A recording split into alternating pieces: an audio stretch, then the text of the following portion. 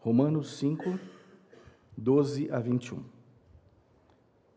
Portanto, assim como por um só homem entrou o pecado no mundo, e pelo pecado a morte, assim também a morte passou a todos os homens, porque todos pecaram. Porque até ao regime da lei havia pecado no mundo, mas o pecado não é levado em conta quando não há lei. Entretanto, reinou a morte desde Adão até Moisés, mesmo sobre aqueles que não pecaram à semelhança da transgressão de Adão, o qual prefigurava aquele que haveria de vir. Todavia, não é assim o dom gratuito como a ofensa, porque se pela ofensa de um só morreram muitos, muito mais a graça de Deus e o dom da graça de um só homem, Jesus Cristo, foram abundantes sobre muitos. O dom, entretanto, não é como no caso em que somente um pecou, porque o julgamento derivou de uma só ofensa para a condenação. Mas a graça transcorre de muitas ofensas para a justificação. Se pela ofensa de um e por meio de um só reinou a morte, muito mais os que recebem a abundância da graça e o dom da justiça reinarão em vida por meio de um só, a saber, Jesus Cristo. Pois assim como por uma só ofensa veio o juízo sobre todos os homens para a condenação, assim também, por um só ato de justiça, veio a graça sobre todos os homens, para a justificação que dá a vida. Porque como pela desobediência de um só homem, muitos se tornaram pecadores, assim também, por meio da desobediência de um só, muitos se tornarão justos. Sobreveio a lei para que avultasse a ofensa, mas onde abundou o pecado, superabundou a graça, a fim de, como o pecado reinou pela morte, assim também reinasse a graça pela justiça, para a vida eterna, mediante Cristo Jesus, o nosso Senhor. Vamos orar? Pai querido, obrigado pela leitura da Tua palavra. Agora pedimos que o Senhor nos ilumine, para que possamos entender aquilo que o apóstolo Paulo escreveu àqueles irmãos de Roma para a edificação deles, e que está em Tua palavra para a nossa edificação nessa noite. Pai Todo-Poderoso, fala ao nosso coração com o Teu Santo Espírito, que possamos ouvir a Tua voz e ser por ela desafiados a viver de acordo com aquilo que o Senhor tem para nós. Senhor Todo-Poderoso, nós pedimos e agradecemos no nome santo de Jesus. Amém. Muito bem, queridos. Então, só para relembrar, na mensagem anterior, vimos que os crentes podem e devem se gloriar na esperança da glória de Deus. Não se gloriar naquilo que fazem, ou naquilo que possuem, ou na força que têm, mas regozijar-se na esperança da glória. Regozijar-se nas próprias tribulações da defesa da fé e regozijar-se na reconciliação promovida por Cristo Jesus. Em cada passo, nós vimos a justificação mediante a fé, que não vem de nós, mas é dom de Deus. E na certeza que nada acontece por acaso, onde tudo tem uma razão de ser. Então, no texto anterior, tinha uma passagem muito bonita, falando onde a tribulação produz perseverança. A perseverança gera experiência, e a experiência leva à esperança que o Senhor não falhará jamais. E esta sim confirmada pelo nosso coração através do Espírito Santo de Deus. Vimos isso na mensagem anterior. Hoje queremos tratar de algo especial. Queremos entender por que o homem é mau. Por que nós somos pecadores? Por que estamos inclinados a fazer aquilo que não é bom? Parece que fazer o mal é mais fácil, é mais prazeroso, é mais gostoso do que fazer o bem. E o apóstolo Paulo, então, se dedica, nesses versos, a explicar isso. De onde vem essa inclinação? Por que isso acontece? Por que nós somos pecadores? E aqui dizemos que todos são. Não há ninguém que não seja pecador. Muito bem. O título de hoje está no verso de número 20. Foi de lá que nós retiramos. porque o apóstolo Paulo vai falar nestes versos sobre isso o tempo todo. E vai usar superlativos para tratar desse assunto. Então vamos lá, no verso de número 20, finalzinho dele, diz assim: mas onde abundou o pecado, superabundou a graça. Então quero falar sobre a superabundante graça de Deus. E o primeiro ponto é que ela supera o pecado e a morte. É a graça de Deus que supera o pecado e a morte. Muito bem. Por um homem entrou o pecado no mundo, diz o apóstolo Paulo. Ele está aqui buscando no Antigo Testamento, nessa teologia judaica, trazendo a história de Adão e Eva, que é conhecida por todos. Era conhecido dos judeus, era conhecida dos gentios, era conhecida da igreja de Roma. Ele traz isso ao lume e diz: eu quero falar sobre isso. Sobre como por um homem entrou o pecado no mundo e como isso afetou todas as coisas criadas. Nós muitas vezes imaginamos que o pecado que nós cometemos fica restrito a nós e à pessoa a quem nós ofendemos. Nós imaginamos que os nossos erros, eles são nossos.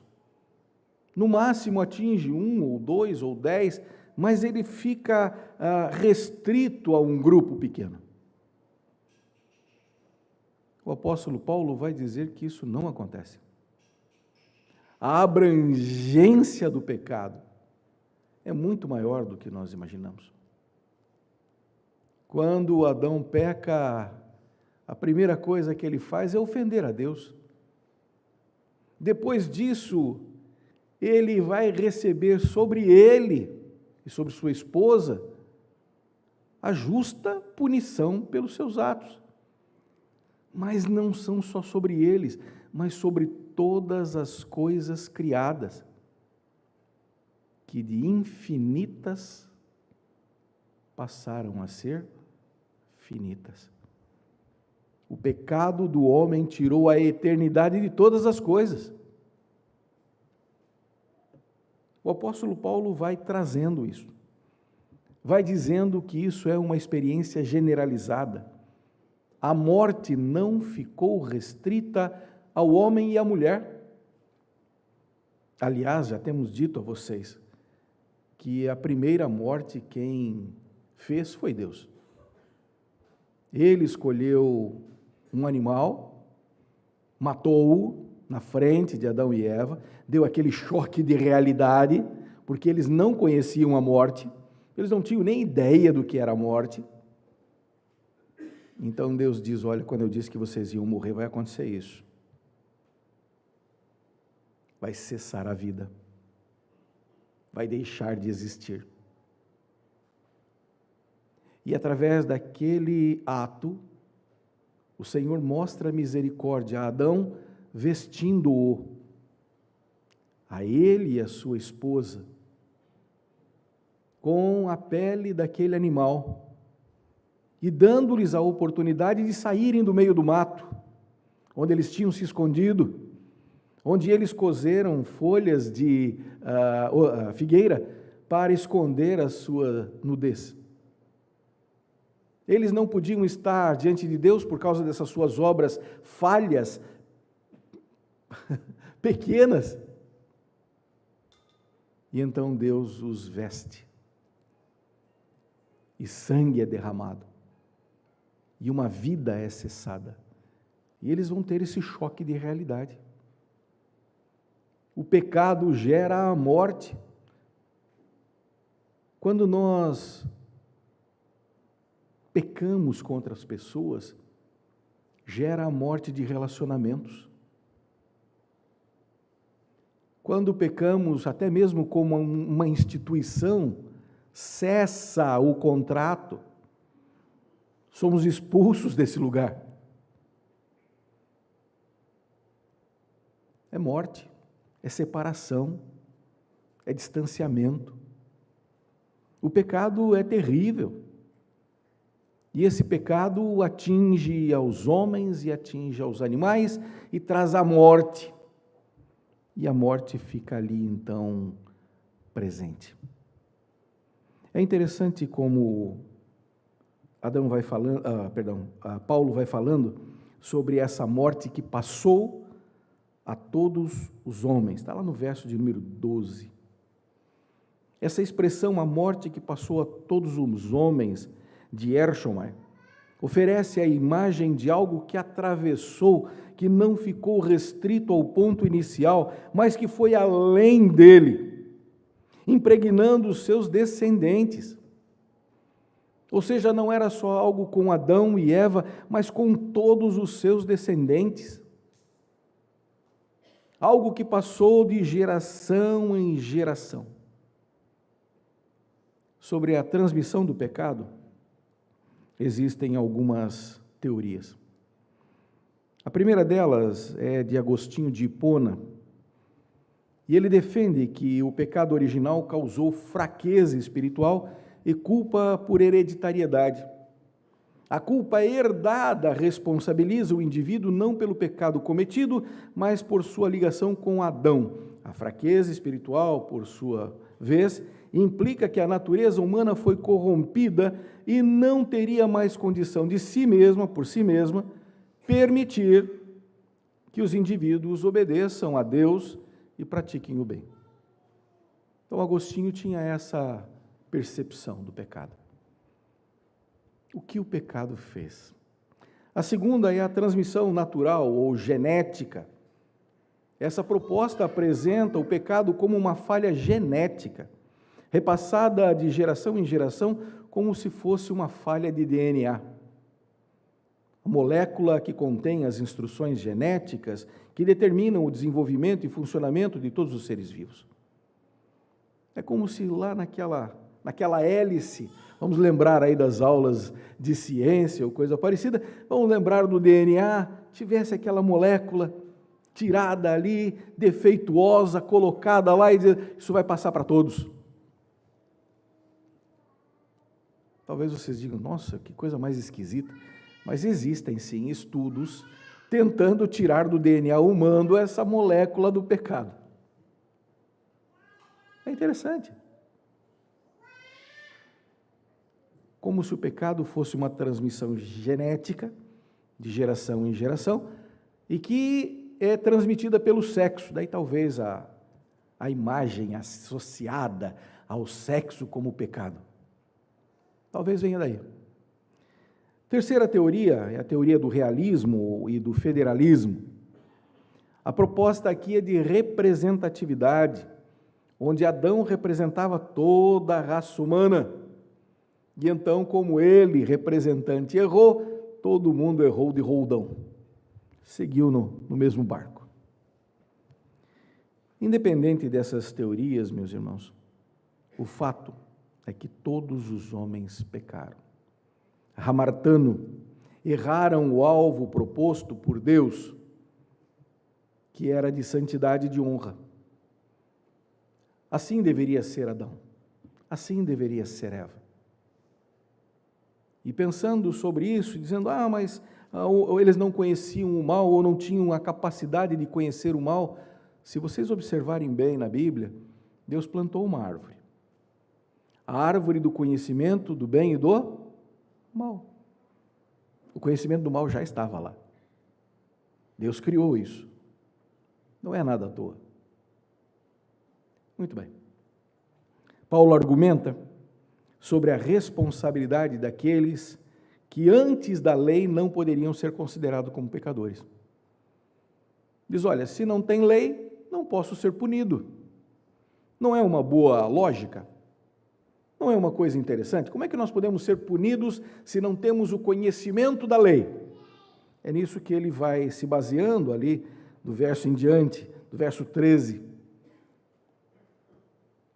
Pode alguém ser preso sem ter o conhecimento da lei de que era errado?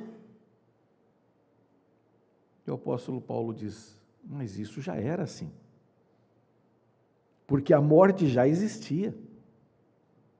O fato de não conhecer o pecado, de não ter a lei do pecado como uma regra estabelecida, não isentou o homem de morrer.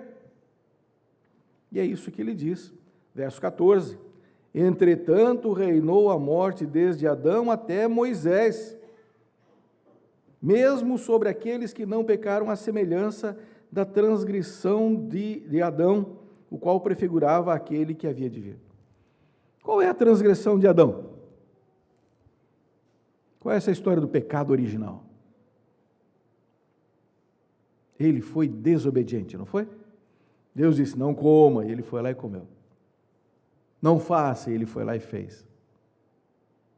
O problema desse pecado é que ele não é tão original. É o mesmo pecado que esteve no coração de Satanás. Satanás quis ser igual a Deus. E quando ele tenta Eva, ele tenta exatamente nesse ponto. Olha, é certo que vocês não vão morrer, mas se vocês comerem, vocês serão iguais a Deus, conhecedores do bem e do mal. Quantas pessoas também fazem e incorrem nesse mesmo erro, usurpando o lugar de Deus? Quantas pessoas buscam essa satisfação de não depender do divino e dizer assim, eu posso por mim mesmo dar provimento às minhas necessidades? É triste quando nós encontramos pessoas assim. Eles vão cometendo os pecados, vão se assemelhando a Adão, eles são inclinados para o mal. A ideia de inclinação mesmo, de alguém que pende para o lado. Vocês já imaginaram se eu ficasse pregando o tempo todo assim? Inclinado? Chegaria um determinado momento, vocês se incomodariam com isso, não se incomodariam? De ver alguém inclinado? Pois vocês também deveriam olhar para o espelho, porque tanto você quanto eu estamos assim. Nossa vida é inclinada para o mal, inclinada para o erro, predispostos a fazer aquilo que não agrada a Deus. É disso que o apóstolo Paulo vem falando. E esse é um fato consumado de geração em geração. A morte aqui, a presença dela, é o claro indício que mesmo sem o conhecimento da lei, todos estavam debaixo dessa determinação divina sobre essa punição. O salário do pecado é a morte. Adão passou por isso, Eva passou por isso e todos nós também devemos passar por isso. Muito bem, a aplicação prática aqui, desse primeiro ponto. O pecado introduziu a morte entre aqueles que foram criados para serem eternos. Então é por isso que a morte, ela é uma ofensa para nós. Ela nos agride. Nós não fomos criados para morrer. Não fomos criados para isso. E quer ver ela agredir alguém é quando um pai tem que enterrar um filho. Parece antinatural, porque os filhos deveriam enterrar seus pais. Assim é a morte. Ela não respeita a idade, não respeita sexo, não respeita a cor. Ela é politicamente correta. Mas ela é o claro indício de que todos nós somos pecadores. Todos. E carecemos da graça de Deus. Muito bem. A morte é uma criação de Deus, e isso fique bem claro, não é de Satanás. Quem criou a morte? Deus. Deus criou todas as coisas. Deus criou o bem, Deus criou o mal, Deus criou a morte, Deus criou todas as coisas. Muito bem. E ali nós temos essa realidade aqui dita por Paulo, né? Que a morte ela está presente por causa do pecado. A quebra da aliança promoveu essa fraqueza espiritual e moral da humanidade, onde a partir dela o homem jamais poderá permanecer na presença do Senhor em santidade e honra por seus próprios atos. Então, se alguém chega e diz, eu consigo, pelos meus atos eu vou conseguir, eu sou um cara bom. Tem gente que diz, eu não mato, não roubo, não... Esquece, gente. Todos nós somos pecadores. Ninguém irá ao céu pelas suas obras. Ninguém. Porque se nós dissermos exatamente isso, que pelas obras alguém pode ir ao céu, estamos pecando. Pecando contra Deus, que diz que nós não podemos. Pecando contra Deus, dizendo, olha, o sacrifício de Jesus foi em vão, porque se eu posso me salvar, Jesus morreu à toa. E aí nós cometemos pecado em cima de pecado. Então, precisamos ter essa conscientização, que o pecado gera a morte, e que esse pecado não é algo pequeno, mas assim como a abundância que fala aqui de forma superlativa, o pecado também é superlativo em nossa vida. Abrange tudo. O que nós sentimos, o que nós pensamos, o que nós falamos, o que deixamos de fazer. O pecado é algo terrível em nossa vida. E o desconhecimento do que é pecado não nos isenta do castigo diante de Deus. Muito bem, segundo e último ponto. A superabundante graça de Deus é derramada sobre algumas pessoas. Nós podemos imaginar aqui que era de se esperar que assim como o pecado foi imputado a toda a raça humana por causa de Adão, agora em Cristo Jesus e por causa dele, essa mesma graça fosse destinada a todos, alcançar a todas as pessoas, dando-lhe a oportunidade de salvação. Não parece lógico? Adão pecou e prejudicou todo mundo. Agora vem Cristo com a sua graça e abençoa todo mundo. Não deveria ser assim? Mas não é. Não é. Isso é um sofisma. Sofisma é uma mentira que tem ar de verdade, aparência de verdade. É um sofisma. A mentira, ela ofende a Deus. E essa proposição também é ofensiva. Nós temos que lembrar que cada pecador, ele ofende em primeiro lugar a Deus. Isso é geralmente uma coisa que nós não computamos.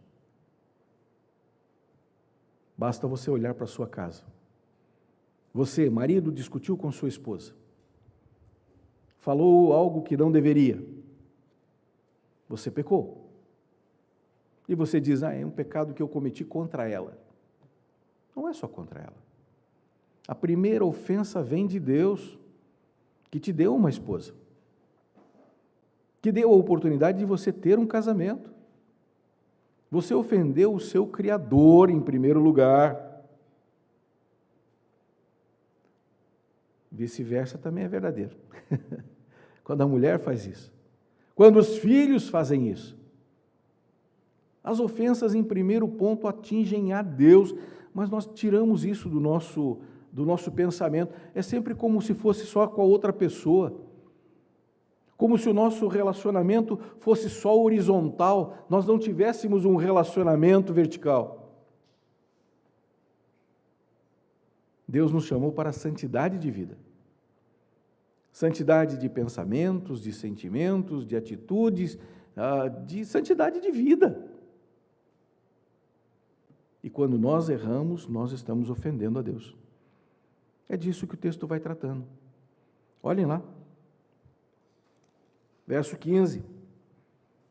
Todavia não é assim o dom gratuito como a ofensa, porque se pela ofensa de um só morreram muitos, muito mais a graça de Deus e o dom pela graça de um só homem, Jesus Cristo, foram abundantes sobre muitos. Não é sobre todos. Leiam lá. Não é um erro de impressão. Tem algumas pessoas que dizem, não, vamos reescrever a Bíblia, vamos reimprimi-la, vamos aqui melhorar, porque isso aqui está... Não, está certíssimo. No texto original é exatamente isso. Não é por todos, é por muitos. E aí vem o 16, o dom, entretanto, não é como no caso que somente um pecou, porque o julgamento derivou de uma só ofensa. Está falando lá de Adão, diante de Deus, para a condenação. Mas a graça transcorre de muitas ofensas para a justificação. Então nós não ofendemos a Deus uma vez só. Ofendemos todas as vezes que nós pecamos. Todas as vezes. É óbvio, nós temos uma incapacidade dentro de nós de entender certas coisas que é vergonhosa. Nós separamos, selecionamos as coisas, departamentalizamos dentro do nosso coração certas coisas para dizer assim, não, eu não sou tão ruim, eu não sou tão pecador. Mas o apóstolo Paulo está dizendo, nós carecemos de Jesus. É pelo dom dele, pela graça dele. E aí entra a doutrina da justificação. Ele é que vai justificar. Verso de número 16 diz lá no finalzinho, mas a graça transcorre de muitas ofensas para a justificação. Não é de um pecado. Não é do pecado original. É a justificação de todos os pecados que cometemos diante de Deus. Todos os pecados que nós já cometemos, todos os pecados que infelizmente ainda cometemos e que invariavelmente ainda vamos cometer. Jesus não precisa morrer a cada momento, não precisa ser sacrificado a cada pecado. O sacrifício dele abrange tudo, todos os pecados, todas as ofensas, daqueles que lhe pertencem, daqueles a quem ele quer bem, daqueles a quem ele elegeu para isso, para fazer parte do seu reino eterno. Muito bem. 17. Se pela ofensa de um e por meio de um só reinou a morte, muito mais os que recebem a abundância da graça e o dom da justiça reinarão em vida por meio de um só, a saber, Jesus Cristo. O apóstolo Paulo está confirmando, não é para todos, é para muitos, muitos que o Senhor resolveu salvar. Ali no verso 17, quando fala-se da abundância da graça, a palavra é periceia, e o significado aponta para algo muito superior, que excede grandemente. Ora, assim como as ofensas são terríveis, e ofendem, e machucam, e causam raiva, a superabundante graça de Deus cobre tudo. Cobre tudo. Excede grandemente essas ofensas cometidas. E Paulo trata essa abundância derramada como um dom, uma dádiva, um presente de Deus. Da mesma forma que a justiça que justifica o pecador e que lhe outorga, no reino eterno, uma experiência de vida com Deus, através de Cristo Jesus, nosso Senhor. Observem o verso 18. Vejam que ele vai repetir as mesmas instruções construídas com outras palavras, reafirmando essas excelentes dádivas. Verso 18. Pois assim como por uma só pessoa veio a ofensa, veio o juízo sobre todos os homens para a condenação, assim também por meio de um só ato de justiça, veio a graça sobre todos os homens para a justificação que dá a vida. Ele está dizendo a mesma coisa com outras palavras para mostrar a importância desse fato. A importância desse fato. Da superabundante graça de Deus que está destinada, reservada àqueles que são seus. Versos 19 e 20, Paulo reitera essa questão do pecado universal, ao qual todas as pessoas estão submetidas, e como algumas delas foram alcançadas pela graça e tornadas justas, ele coloca em contrapartida a desobediência de Adão com a obediência irrestrita de Jesus. Então ele vai falando, veio a ofensa, isso aconteceu para que fôssemos justificados. Verso 19, porque pela desobediência de um só homem, muitos se tornaram pecadores, assim também por meio da desobediência de um só, muitos se tornarão justos. Não eram justos, foram tornados. Como? Mediante a superabundante graça de Deus que cobre essas ofensas, que cobre essa multidão de pecados. O que o apóstolo Paulo está trazendo àqueles irmãos em Roma é uma doutrina especial, maravilhosa, que não é para todos, mas é para a igreja. É uma doutrina especial para aquele que foi alcançado pela graça e da qual nós jamais deveríamos abrir mão. Quem somos nós? Pecadores, alcançados pela graça de Deus, pela superabundante graça de Deus. Mas talvez você argumente com o seu coração: pastor, tem horas que eu não me sinto assim. Tem horas que eu me sinto muito ruim. Parece que eu sou o pó onde a cobra se arrasta. Estou lá embaixo. Não tenho para onde subir. O meu pecado mostra que eu não mereço e eu sou ruim. E às vezes não tenho vontade sequer de conviver com as outras pessoas. Tem pessoas assim. Nós nos sentimos assim às vezes. Mas o que é que nos levanta? A palavra de Deus. O que é que nos mantém em pé? A palavra de Deus. Porque não são promessas vazias, mas são fatos revelados pelo Espírito Santo ao nosso coração. Que Ele não leva em conta esses nossos pecados, não porque nós merecemos, precisamos tirar isso de vez do nosso vocabulário, mas porque Ele quer, por sua graça. Eu não mereço o seu amor, você não merece o amor de Deus, mas mesmo assim Ele te ama. Ele te justifica. A graça que está sobre você não é qualquer graça, é uma graça superabundante, capaz de cobrir qualquer coisa. Não importa o pecado que você cometeu. A Bíblia fala que só tem um pecado que não tem perdão. E esse é o pecado contra o Espírito Santo. Fora isso, todos os nossos pecados são perdoados em Cristo Jesus. Óbvio, para aqueles que foram chamados pela sua graça, para aqueles que foram eleitos pela sua determinação eterna, pelo seu decreto eterno. Você é um desses eleitos? No seu coração, o Espírito Santo está dizendo: sim, você faz parte da minha família. Então entenda isso de uma vez. Paulo depois vai falar sobre isso, dizendo: já que estamos então perdoados, que os nossos pecados todos já estão cobertos, vamos pecar bastante, para que continue superabundando a graça de Deus em nossas vidas. Daí Paulo vai dizer: não, isso não é verdade.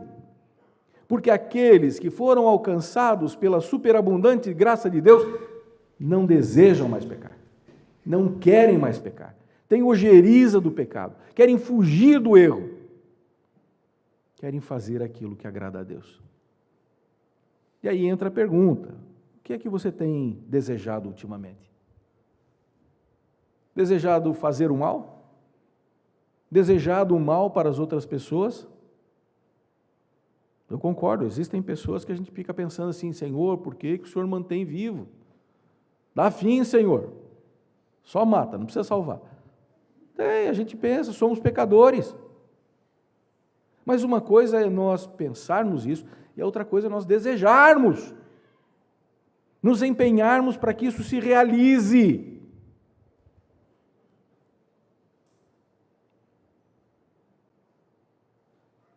Que isso se realize. Marido,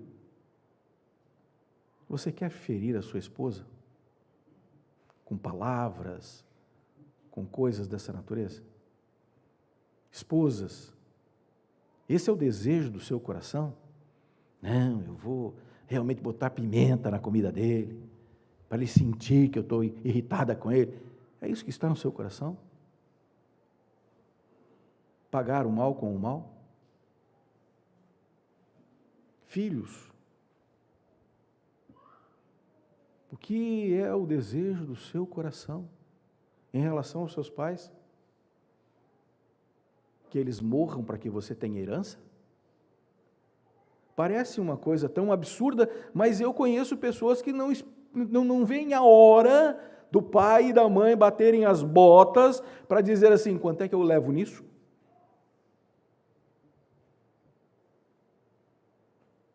Nós não somos assim. Esse não é o desejo do nosso coração. Esse é o desejo de quem está perdido nos seus pecados, nas suas ofensas diante de Deus. Nós não somos assim. O nosso coração quer o melhor. Não queremos errar. Adão errou e por isso nós vamos morrer. Tudo bem, paciência. Mas Cristo nos salvou para que nós tenhamos vida e vida eterna. E devemos valorizar isso. E devemos ter essa doutrina no nosso coração bem presente. Devemos evidenciar isso diante de todas as pessoas. Vejam o verso 20. Sobreveio a lei para que avultasse a ofensa. Mas onde abundou o pecado, superabundou a graça. Onde abundou o pecado. Onde o coração estava cheio de maldade, de malícia.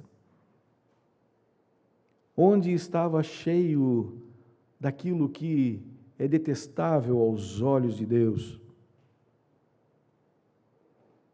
O Senhor fez superabundar a sua graça. Superabundar a sua graça. Muito bem, meus irmãos. Finalizando com o verso 21. A fim de que, como o pecado reinou pela morte, assim também reinasse a graça pela justiça, para a vida eterna, mediante Cristo Jesus, o nosso Senhor. Nós não vivemos mais debaixo da ação de Adão. Não temos essa mesma inclinação que tem Adão, porque há em nós hoje uma nova natureza. Quem está em Cristo é nova criatura. Hoje temos Cristo em nós. E aquele que andava pendendo para o mal, agora está aprumado diante de Deus. E pode andar diante de Deus. E pode se apresentar diante de Deus. E pode e deve viver de forma santa diante de Deus. Esse é o desafio dessa noite. Superabundante graça de Deus foi derramada sobre a sua vida para que você fosse uma nova criatura, para que você tivesse vida e vida eterna, para que você se comporte neste mundo como verdadeiro filho de Deus, para a sua honra e para a sua glória. Porque Ele quis revelar isso em você, para você. Abram lá.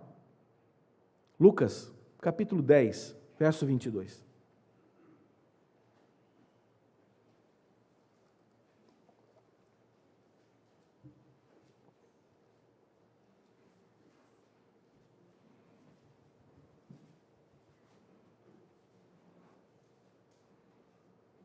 Lucas 10, 22 está escrito: tudo me foi entregue por meu Pai. Ninguém sabe quem é o Filho senão o Pai. E também ninguém sabe quem é o Pai senão o Filho, e aquele a quem o Filho quiser revelar. O Senhor revelou, o Pai e o Filho. O Senhor revelou a sua superabundante graça sobre a sua vida. E agora, o que você vai fazer com isso? Quando você sair porta fora, o que você vai fazer com esse conhecimento? O desafio é que você viva à altura da superabundante graça que Deus tem derramado sobre a sua vida. Que Deus nos abençoe.